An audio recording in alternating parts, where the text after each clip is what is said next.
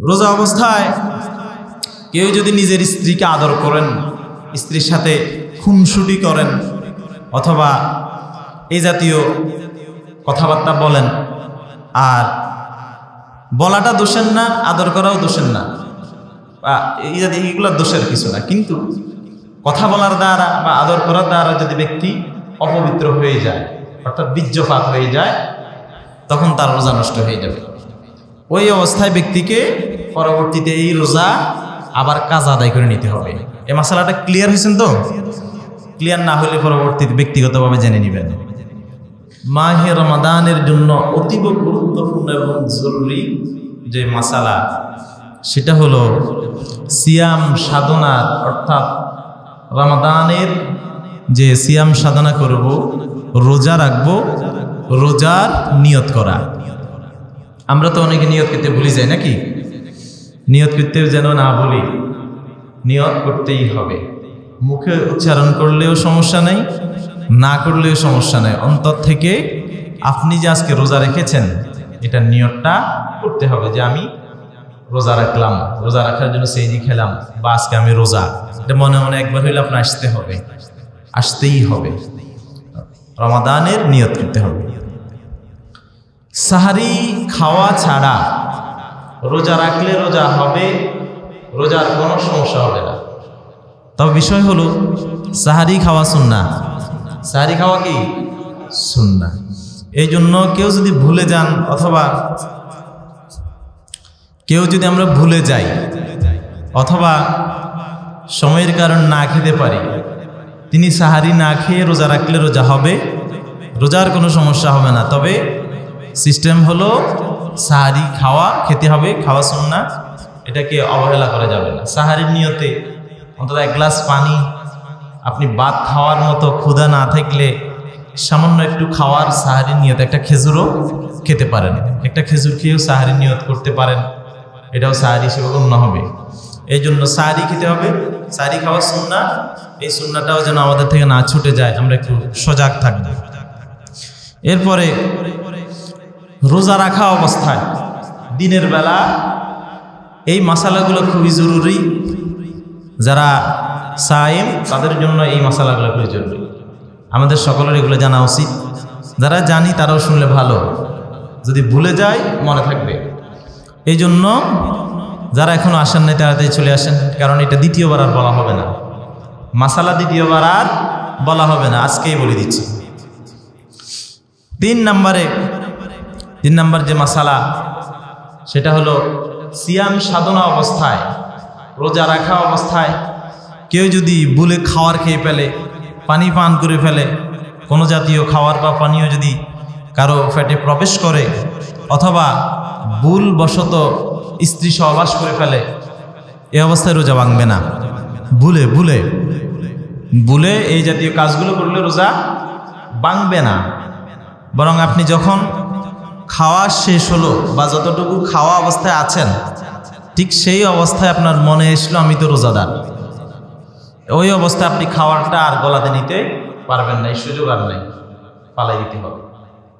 আপনি যদি ভুলের বান ধরেন, ভুলের অভিনয় করেন, তাহলে এই অভিনয় আপনি কার সাথে করতেছেন?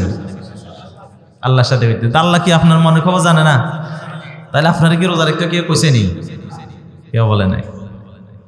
একবার এক লোক আপনার ওই মসজিদে তিনি এসে এদিক সেদিক দেখলেন, কেউ আসেনি। এদিক সেদিক দেখলো, কেউ আসেনি। যখন দেখলো যে কেউ নাই, আস্তে ফেগরি ফিল্টার থেকে পানি নিয়ে খেয়ে ফেলছে। একজনে দেখে গেছে। আমাদের এই মসজিদের ঘটনা, গত বছরের ঘটনা। এই জন্য এই সমস্ত কাজ আমরা করবো না। আপনি অভিনয় করার তো দরকার নাই। আমি রোজাদার, আপনাকে জিজ্ঞেস করছি আপনি রোজাদার না বেরোজদারি, অভিনয় করার দরকার নাই। আমরা আল্লাহর হুকুমে রোজা রাখি, আল্লাহর হুকুম আদায় করতেছি।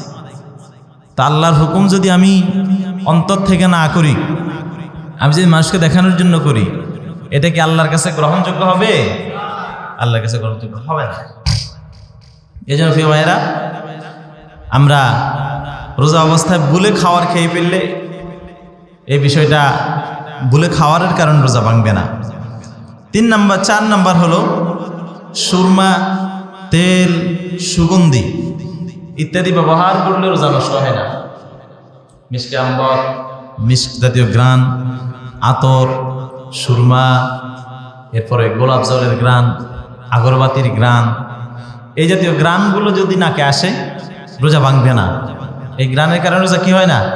ভাঙে না। সুরমা চোখে লাগাইতে পারেন, রোজা ভাঙবে না। তেল মাথায় দিতে পারেন, রোজা ভাঙবে না। 5 নম্বর বিষয় হলো অপবিত্র অবস্থায় কোনো ব্যক্তির উপর গোসল করা ফরজ হয়েছে রাত্রে। যে সমস্ত কারণে গোসল ফরজ হয় তার কোনো একটি কারণ হয়েছে। তিনি যখন ঘুম থেকে জাগ্রত হলেন, উঠে দেখলেন যে সাহারির সময় এখন শেষ সময়, তখন ওই অবস্থায় গোসল করতে গেলে আর সাহারি খেতে পারবেন না। তো তিনি আগে সাহারি খেয়ে নেবেন, মুখ হাত ধুয়ে সুন্দর করে পরিষ্কার হয়ে সাহারি খেয়ে নেবেন। এরপরে নামাজের আগে আগে গোসল করে নিলে হয়ে যাবে। আর গোসল করা ছাড়া সাহারি খাওয়া যাবে, ওটা কোনো সমস্যা হবে না, রোজার সমস্যা হবে না। কিন্তু নামাজ পড়ার আগে আগে গোসল করে নিতে হবে। কেমন? এটা মনে থাকবে তো। এরপরে অনিচ্ছায় রোজা অবস্থায় গলায় মশা মাছি বা বাহির থেকে কোনো খড় পোড়া কিছু প্রবেশ যদি করে, অনিচ্ছাকৃত, আপনি ইচ্ছা করেন নাই, মশা মাছি তো কি ইচ্ছা করে খায় না, এগুলো অনিচ্ছা হাঁক হচ্ছে, মুখে ঢুকে গেছে, তো এটার জন্য চিন্তা করার কারণ নাই, এই কারণেও রোজা ভাঙে না। তারপরে আপনার রোজার চোখের পানি, রোজা অবস্থায় চোখের পানি যদি চোখ বেয়ে বেয়ে মুখের মধ্যে চলে আসে, এটা একটু নোনতা নোনতা ভাব, ঠিক না? চোখের পানি একটু নোনতা নোনতা, লবণাক্ত। চোখের পানি যদি মুখে চলে আসে, এই কারণেও রোজা ভাঙবে না, এটার জন্য চিন্তা করার দরকার নেই। 8 নাম্বার, কানে পানি জাতীয় বস্তু প্রবেশ করলে রোজা নষ্ট হবে না। গোসল করতে গেছেন, মনে আপনার কানের মধ্যে পানি ঢুকছে, এরকম হয় না? এটা তো ভিতরে যায় না নাকি? কানের পানি কি ভিতরে আসে? ভিতরে আসে না, আবার এটাকে বাহির করে ফেলেন। তো এই কারণে কানে যদি কারো প্রবেশ করে, পানি প্রবেশ করে, রোজা নষ্ট হয় না। নাক দিয়ে পানি গলায় চলে আসলে, নাক দিয়ে পানি গলায় চলে আসলে আপনার রোজা ভেঙে যাবে। নাক দিয়ে ওযু করার সময় বা গোসল করার সময় পানিতে ডুব দিচ্ছেন, পানি যদি ভুলবশত আপনার গলার মধ্যে চলে এসছে, তখন রোজা ভেঙে যাবে। আর ভেঙে গেলে আপনাকে এটার জন্য পরবর্তীতে কাজা আদায় করতে হবে। রমাদানের পরে যে কোনো এক সময় যদি আপনার একটাতে সমস্যা হয়, তাহলে একটা, দুইটাতে সমস্যা হলে দুইটা, যতটাতে সমস্যা হয় ততটা রোজা আপনাকে রাখতে হবে। পরবর্তীতে কাজা করলে এটা হক আদায় হয়ে যাবে। চোখে রোজা অবস্থায় চোখে ড্রপ দেওয়া, ড্রপ, চোখে কোনো ধরনের ওষুধ আমরা দিয়ে থাকি কারো চোখে সমস্যা হলে, তো আপনি রোজা অবস্থায় চোখে ওষুধ দিলে, ড্রপ দিলে রোজা নষ্ট হবে না, রোজা ভাঙবে না। কুলি করার সময় কুলির পানি যদি পেটে চলে আসে, ওযু করার সময়, গোসল করার সময় মুখ দিয়ে পানি পেটে চলে আসলে রোজা ভেঙে যাবে। এই অবস্থায় এই রোজার জন্য পরবর্তীতে একটা কাজা আদায় করতে হবে, একটা কাজা রোজা আদায় করে নিলে হয়ে যাবে। এরপরে থুতু, কফ, শ্লেষ্মা, মুখের লালা, এই জাতীয় বস্তুগুলো, এটা তো সবসময় মুখের মধ্যেই থাকে, এগুলো গলা থেকে মুখে চলে গেলে, পেটে চলে গেলে রোজা ভাঙবে না। তবে অনেকে আছে থুতুকে অনেকক্ষণ জমাই রাখে, আবার পরে এটা গিলে, এটা একটা শখের বিষয়, এগুলো হালকা হয়, গুনাহ হবে, কিন্তু রোজা ভাঙবে না। তারপরে এটা করা উচিত নয়, এটা একটা রুচিশীল বা রুচির বিষয় আছে, রুচির ব্যাপার আছে, এই জন্য আমরা এগুলো করবো না। কফ টেনে, কফ তো আর কেউ গিলে না, ঠিক না? কফ তো আর কেউ গিলে না, নাকের শ্লেষ্মা, এগুলো তো আর কেউ গিলে না, কিন্তু কোনো কারণে গিলে হয়ে গেলে, গলাতে চলে আসলে, এই কারণে রোজা ভাঙে না। এরপরে 13 নম্বরে হলো দাঁতের মধ্যে ছাড়ি খেয়ে যখন আমরা ঘুমাই, ছাড়ি খেয়ে শুয়েছি, দাঁত পরিষ্কার করেছেন, দাঁত ব্রাশ করেছেন, মেসওয়াক করেছেন, তারপরে দাঁতের মধ্যে যদি আপনার কোনো ময়লা, কোনো খাওয়া, হাড়, এই জাতীয় বস্তুগুলো দাঁতের মধ্যে থেকে যায়, এই বস্তুটার দিকে লক্ষ্য রাখতে হবে। বস্তুটা যদি এটা সর্বনিম্ন সীমায় সোনাবুট, সোলা যেটা দিয়ে আমরা ইফতার করি, যদি সোলার থেকে ছোট হয়, সেটা গলাতে চলে গেছে, আপনার রোজা ভাঙবে না। যদি সোলা বা সোনাবুট থেকে বড় হয় বা সমজাতীয় হয়, রোজা ভেঙে যাবে। এর জন্য পরবর্তীতে একটা কাজা রোজা আদায় করে নিতে হবে। কেমন? এরপর ঘুম থেকে উঠে আপনি আপনার দাঁতের মধ্যে, মুখের মধ্যে কারো কারো বিভিন্ন রোগ আছে, দাঁত থেকে রক্ত বাহির হয়েছে অথবা মুখ থেকে রক্ত বাহির হয়েছে, বলতে করছেন দেখেন দাঁতে রক্ত, মুখে রক্ত। স্বাভাবিকভাবে কেউ রক্ত খেলে রোজা ভাঙবে, কিন্তু এই অবস্থায় ঘুম থেকে উঠছেন, দেখছেন যে মুখে দাঁতে রক্ত, আপনি কুলি করে ফেলবেন, ওই অবস্থা আপনার রোজা নষ্ট হবে না, কিন্তু কুলি করে নিতে হবে। আবার ইচ্ছা করি কেউ যদি বলে খেয়ে ফেলে, রক্তের একটা আলাদা স্বাদ আছে, আলাদা একটা গ্রান আছে, আপনি ইচ্ছা করি এটা খেলে পেটে গেলে আপনার রোজা কি হবে? নষ্ট হয়ে যাবে।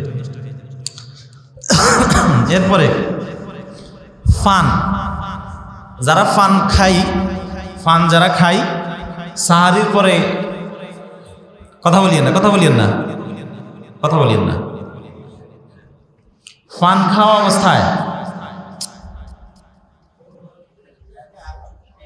হারলে বাইরে করে দেন না, মসজিদে কথা বললে কে কি আসবে নাকি, বাইরে করে দেন, ওই বাইরে বাইরে যাচ্ছে বসুন না।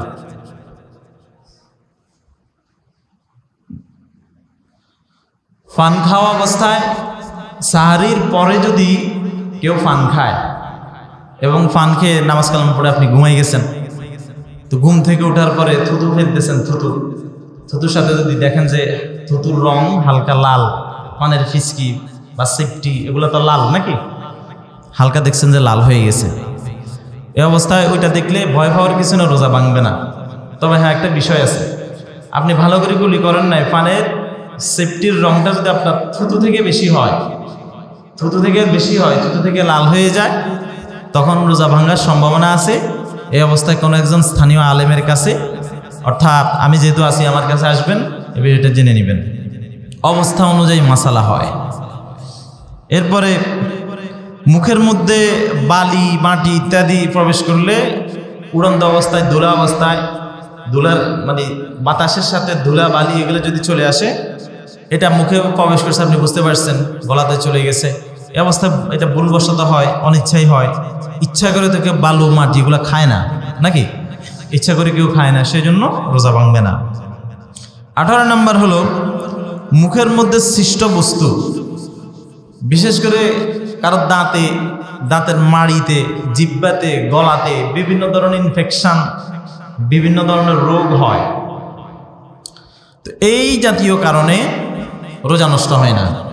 মানে দাঁতের মধ্যে, মাড়ির মধ্যে ফুলে গেছে বা পেকে গেছে, সেখান থেকে আপনি তো বলতেও পারবেন না কোন যে ফুজ যে বাহির হয়েছে, কিন্তু আপনি হয়তো জানেন যে এখানে ফুজ আছে, গলার মধ্যে হোক, জিহ্বার মধ্যে হোক, দাঁতের মধ্যে হোক, তো এই জাতীয় ভিতরে সৃষ্ট রোগের কারণে সেখান থেকে ফুজ যদি ভিতরে ঢুকে যায়, এটার ফুজ হোক, ফানি হোক, এই জাতীয় বস্তু ভিতরে ঢুকলে এটার কারণে রোজা নষ্ট হয় না। এরপরে আসেন ডেকুরের বিধান। ডেকুর এবং বমি এ দুইটা প্রায় কাছাকাছি, কেউ ইচ্ছা করে ডেক দেয় না, আবার ইচ্ছা করে বমিও করে না। তো এই জন্য ডেকুরের সাথে, বমির সাথে যে বস্তুগুলা পেট থেকে উপরে আসে, এগুলো যদি গলার নিচে থাকে, নিচ থেকে নিচে নেমে যায়, তাতে আপনার রোজার সমস্যা হবে না।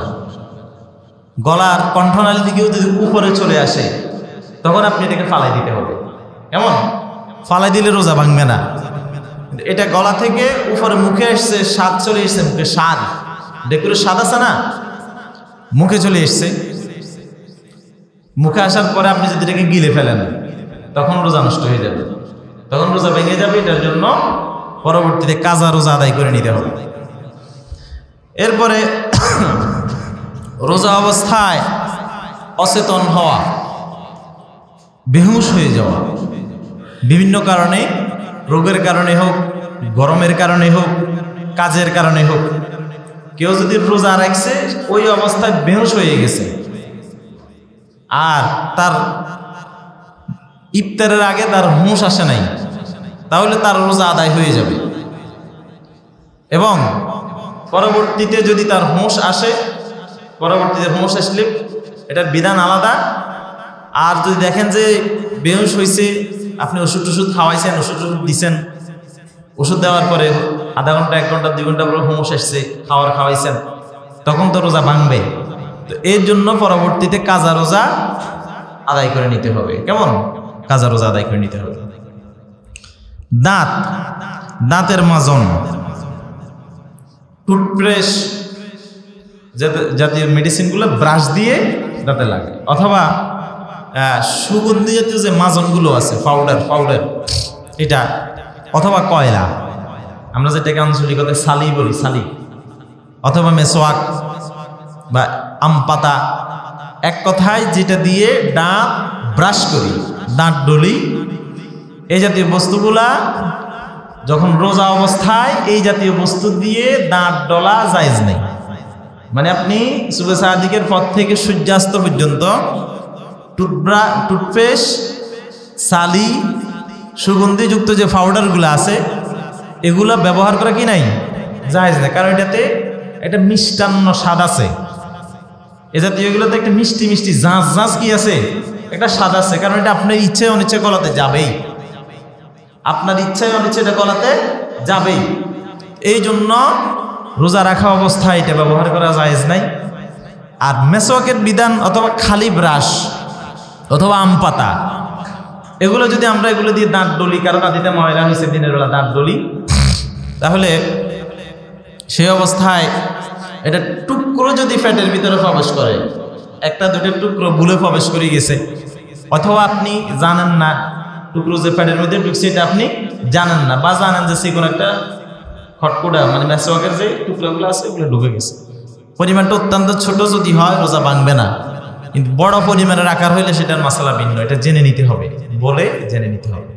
সোনাবুটের মশলার মতো, দাঁতের ময়লা যে সোনাবুটের মশলা যেটা হচ্ছে সেটার মতো। এরপরে দোয়ার গ্রান নেওয়া, দোয়া, এখানে বিভিন্ন এর সময় আপনার বিয়েতে অথবা বিভিন্ন দোকানে দেখবেন যে সৌন্দর্য বর্ধনের জন্য এক ধরনের সুগন্ধি দোয়া মানুষ ব্যবহার করে। কেমন, এটা কি আপনারা দেখছেন কখনো? বিভিন্ন কালারের বিভিন্ন সুগন্ধি দোয়া আছে, অথবা সুগন্ধি যে কাঠ আছে, কাঠ, এই কাঠ জ্বালিয়ে এক ধরনের দোয়া দেওয়া হয়। এই দোয়ার গ্রান যদি আপনি ইচ্ছাকৃতভাবে নাকের সামনে নিয়ে এটার গ্রানটা নেন, তাহলে আপনার রোজা ভেঙে যাবে, পরবর্তীতে এটার জন্য কাজ আদায় করতে হবে। আর যদি ইচ্ছাকৃতভাবে নিলেন না, কিন্তু আপনি হেঁটে যাচ্ছেন, কোথাকার দোয়ার গ্রান নাকে চলে এসছে, সেজন্য রোজা ভাঙবে না।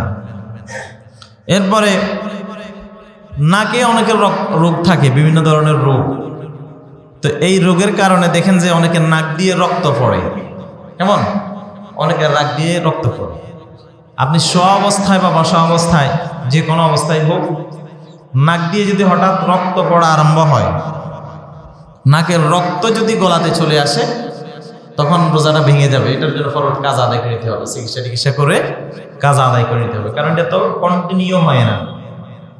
আর যদি যাদের প্রস্রাব ঝরার রোগ আছে, এক এক মানুষ আছে না প্রস্রাব ঝরে, প্রতিনিয়ত প্রস্রাব ঝরে, তো কারো যদি সেরকম রোগ থাকে সেটার মশলা ভিন্ন, এটা স্পেশালভাবে জিজ্ঞেস করতে হবে, মানে তার অবস্থা বুঝি মশলা দেওয়া হবে। এরপর আসেন, আপনি রোজা রাখা অবস্থায় দেখেন মাসলা মাসাইল যখন আমাদেরকে জানতে হবে, বলতে হয়, তো বিভিন্ন মশলা আছে, এটা ইন্টারনাল, কিন্তু আমভাবে বলা লাগে মানুষকে, না বললে দেখা যাচ্ছে যে বিষয়টা আমরা এটা না জানার কারণে অনেকেই এই সমস্ত ক্ষতির বা সমস্যার সম্মুখীন হই। তো যে মাসালা কোরআনে হাদিসে ফেকায় আলোচনা হয়েছে সেটা তো সকলের জন্য নাকি, সবাই জানতে হবে, আপনিও জানতে হবে, আপনার সন্তানও জানতে হবে, আপনার স্ত্রী পরিবার পরিজনও জানতে হবে, আপনার মা বাবাও জানতে হবে। তো এক্ষেত্রে মাসালা জানার ক্ষেত্রে কোনো শরমের বিষয় নেই। এরপরে আমরা সর্বোচ্চ শালীনতা এবং সাবধানতা অবলম্বন করে মাসালা আপনাদেরকে বলবো, যাতে করে কারো লজ্জা বা শরম না লাগে। রোজা অবস্থায় কেউ যদি নিজের স্ত্রীকে আদর করেন, স্ত্রীর সাথে খুনসুটি করেন, অথবা এই জাতীয় কথাবার্তা বলেন, আর বলাটা দোষের না, আদর করাও দোষের না, এইগুলো দোষের কিছু না, কিন্তু কথা বলার দ্বারা বা আদর করার দ্বারা যদি ব্যক্তি অপবিত্র হয়ে যায়, অর্থাৎ বীর্যপাত হয়ে যায়, তখন তার রোজা নষ্ট হয়ে যাবে। ওই অবস্থায় ব্যক্তিকে পরবর্তীতে এই রোজা আবার কাজ আদায় করে নিতে হবে। এই মশলাটা ক্লিয়ার হয়েছেন তো? ক্লিয়ার না হলে পরবর্তীতে ব্যক্তিগতভাবে জেনে নেবেন। এরপরে রমাদানে যদি কোনো কারণে, বৃষ্টির কারণে, আকাশ মেঘলার কারণে সূর্য দেখা না যায়, ভুলবশত সময় হয়েছে ভেবে ইফতার করে ফেলছেন, পানি পান করে ফেলছেন। এই অবস্থায় যদি ব্যক্তি এই সমস্যার সম্মুখীন হন, কিন্তু ইফতার করার পরে আজান শুনতেছেন অথবা আপনার ভুল ভাঙলো, এই অবস্থা আপনার রোজাটা ভেঙে যাবে। রোজা আপনাকে পুনরায় এটা আদায় করতে হবে পরবর্তীতে। ধূমপান যারা নিয়মিত করে, ধূমপান, এরপরে নেশা জাতীয় বস্তু, তারপরে এই সংক্রান্ত সমস্যা যাদের আছে, এটা রোজা অবস্থায় এমনি তো না জায়েজে, এমনি কি না জায়েজ। আমাদের ক্লাসে একদিন হাদিস পড়ানোর সময় আমাদের একজন হুজুর ছিলেন, মাদানী হুজুর বলতাম আমরা ওনাকে, মদিনা বিশ্ববিদ্যালয় থেকে পড়ালেখা করে এসেছিলেন। তো সিগারেটের মাসালা এসছে আর ধূমপানের মাসালা এসছে, হুজুর বলছে এটা হারাম, সিগারেট খাওয়া কি হারাম। আমরা বললাম হুজুর আমরা তো ছোটবেলা থেকে বা ফেকাতে বিভিন্ন জায়গায় পড়ে এসেছি সিগারেট খাওয়া মাকরুহ, হারামের 4 ভাগের 1 ভাগ, কারণ আপনি বলতেছে হারাম। তো হুজুর বললেন যে দেখেন, আমি যখন মদিনা ইসলামিক ইউনিভার্সিটিতে পড়ি তখন একদিন ক্লাসে ওনার শায়েখ ওনাকে মানে পড়াচ্ছেন এটা যে ধূমপান করা হারাম না মাকরুহ। তখন ছাত্ররা বললেন এটা মাকরুহ। তো শায়েখ বললেন যে দেখেন, আপনার যেই কাজটা আল্লাহ এবং তার রাসূল অপছন্দ করেন, আপনার যেই কাজটা আল্লাহ এবং তার রাসূল কি করেন, অপছন্দ করেন, সেই কাজটা আপনি কিভাবে পছন্দ করে এটা করেন? তো সেই জন্য উনি বলছে হারাম। তবে এটা হচ্ছে অধিক তাকওয়াশীল যারা, তারা এটা আদায় করেন, এটা পালন করেন। এমনিতেই ধূমপান স্বাস্থ্যের জন্য ক্ষতিকর, এটা অনেকেই এ সমস্যা আছে। উচিত হলো ধূমপান না করা। যিনি ধূমপান করেন তিনি কিন্তু আবার তার সন্তানকে শাসনও করে। সন্তান যদি ধূমপান করে, তার কাছে নালিশ আসে যে আপনার পোলা তো আমার সামনে সিগারেট খাইছে, তখন পোলার বাদ যাই শাসন করে কিনা? করে। কেন করে? যে ছেলে খারাপ হয়ে যাচ্ছে, নষ্ট হয়ে যাচ্ছে, বা এটা তার জন্য ক্ষতি হবে। তো তিনি ছেলের ক্ষতিটা বুঝলেন, ছেলে নষ্ট হয়েছে এটা বুঝছেন, কিন্তু তিনি যে পান করতেছেন, তিনি যে নষ্ট হয়ে গেছেন, তাকে যে মানুষ নষ্ট বলতেছে বা তাকে যেটা বল, তিনি সেটা বুঝেন না। এই জন্যই বিষয়টা সেনসিটিভ বিষয়। আত্মীয় স্বজন, বন্ধু বান্ধব অনেকেই এই কাজের সাথে জড়িত আছেন।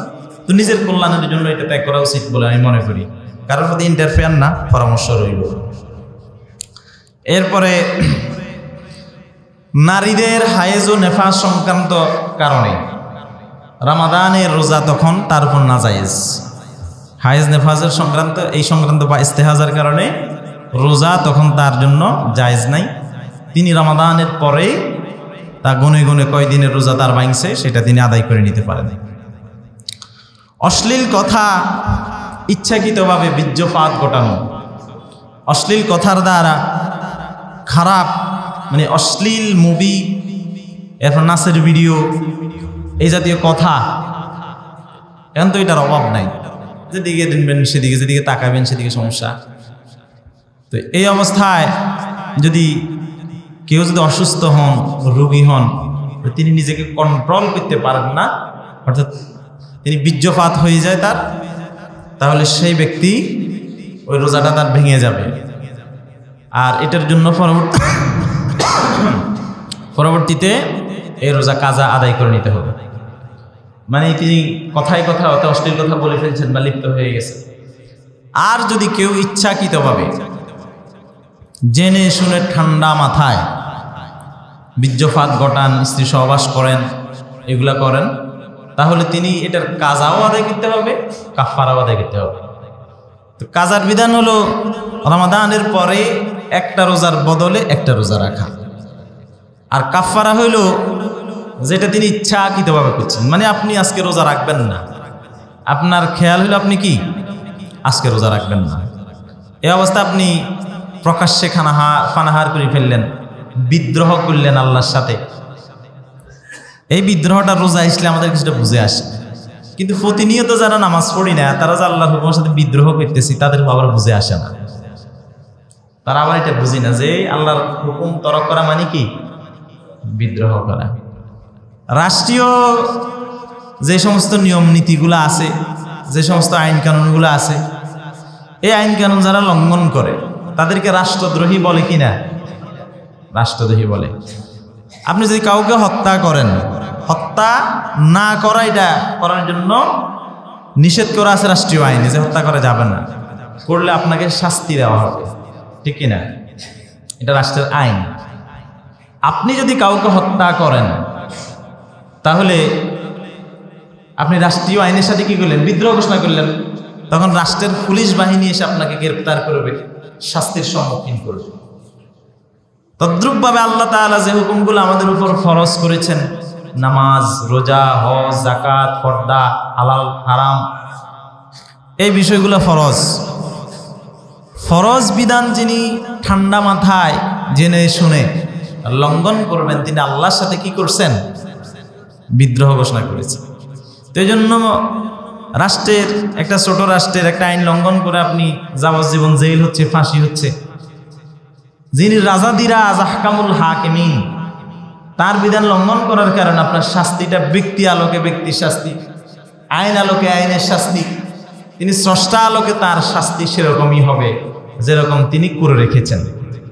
এই জন্য ঠান্ডা মাথায় জেনে শুনে যদি রোজা আমরা ভঙ্গ করি, চোরের মতো লুকাই লুকাই দোকানের মধ্যে বসে বসে চা সিগারেট খাওয়া দাওয়ার করি, খাই, এই তো চোর, এর কথা আর কি করবেন? খাওয়া চুরি করি খায়, এর কি কয়? চোর বলে। এই চোরের কথা আর কি করবেন? চোর হচ্ছে সমাজের নিকৃষ্ট ব্যক্তি। যিনি সমাজে চুরি করে তার কি মানুষ ভালো চোখে দেখে?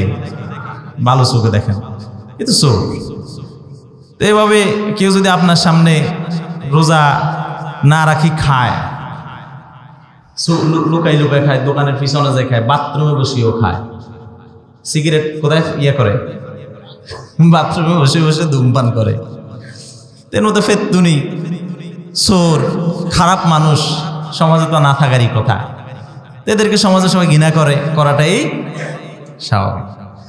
এরপর আসেন, গর্ভবতী মহিলা গর্ভধারণের কারণে, রোজা রাখার কারণে যে তার গর্ভধারণে অস্বস্তি বা অসুস্থতা বোধ করেন, সেটা তিনি স্থানীয় আলেমের কাছে এবং ডাক্তারের পরামর্শ অনুযায়ী যদি রোজা রাখা তার পক্ষে সম্ভব হয়ে রাখবেন। না রাখলে তিনি নিজে নিজে মাসালা দিয়েন না, মানে আপনি নিজে নিজে মাসালা ক্রিয়েট করে নিছেন, সৃষ্টি করে নিছেন, করে আপনি নিজের মাসালা নিজের প্রযোজ্য করছেন, তাহলে সেটা হবে না।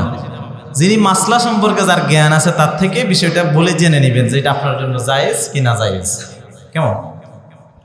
এরপরে মা বোনেরা ইচ্ছা অনিচ্ছা রান্না করতে হয়, ইফতার বানাইতে হয়, ঝাল টেস্ট করতে হয়, লবণ টেস্ট করতে হয় নাকি?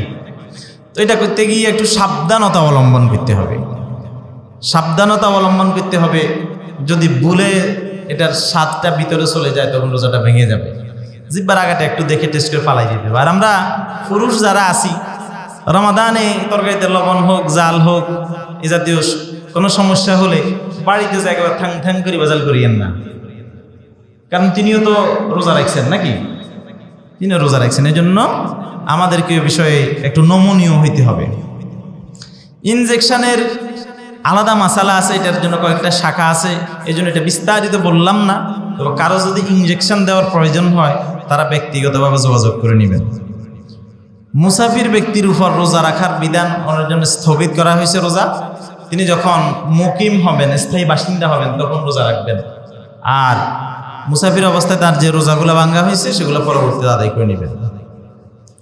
অসুস্থ ব্যক্তি, যারা অসুস্থ, রোজা রাখতে অক্ষম, আলেম এবং ডাক্তার যাদেরকে বলছি রোজা রাখতে পারবে না, তো তার জন্য রমাদানে ফিদিয়া দিতে হবে। ফিদিয়া, অনেকে আমাদের জিজ্ঞেস করেন হুজুর ফিদিয়াটা কি দেব বা কি এসব বিষয়। ফিদিয়ার বিধান হলো সদকাতুল ফিতর। প্রত্যেক বছর রাষ্ট্রীয়ভাবে সদকাতুল ফিতরের একটা অঙ্কের ঘোষণা দেয় কিনা? দেয়। তো সেই আলোকে প্রত্যেক দিন রোজার জন্য তাকে আলাদা আলাদা সদকাতুল ফিতর 30 দিনের জন্য হিসাব করে দিয়ে দিবেন সর্বনিম্ন। আর সর্বোচ্চ আপনার যদি আল্লাহ দেয়, আপনার থাকে, আপনি তাকে আপনার মন মতো দেন, তাতে কোনো সমস্যা নেই, সওয়াব হবে। 36টা মাসালা আমি আপনাদের সামনে বললাম। এর বাহিরেও আর অনেক মাসালা মাসাইল আছে। কেউ যদি কোনো বিষয়ে সন্দেহ করেন যে আপনার রোজা আছে না নাই, মানে যে কারণে আপনি মনে করতেছেন আপনার রোজা নাই বা আছে, আপনি সেটা আসে আমাদের সাথে পরামর্শ করবেন, জিজ্ঞেস করবেন। আশা করি ইনশাল্লাহ সমাধান হয়ে যাবে। যে মাসালাগুলো বলেছি, আল্লাহ তাআলা আমাদের সকলকে মাসলার আলোকে মাহে রমাদানের রোজাকে পরিপূর্ণভাবে পরিপূর্ণ ইজ্জতের সাথে পালন করার তৌফিক দান করুক, সকল বলি আমিন।